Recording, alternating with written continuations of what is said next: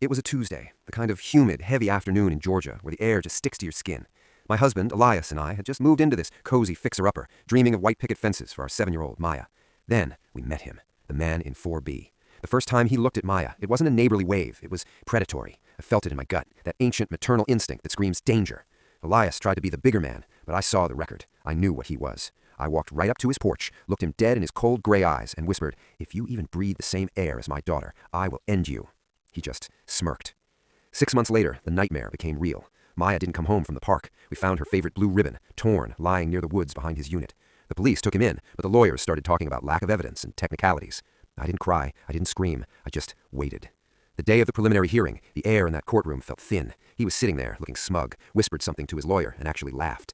That was it. I didn't care about the metal detectors or the bailiffs. I had spent weeks planning this. As he was being let out, I bypassed the mahogany railing. I didn't hesitate. I reached into my bag, pulled out the heavy, cold steel of my father's old .38, and I emptied it.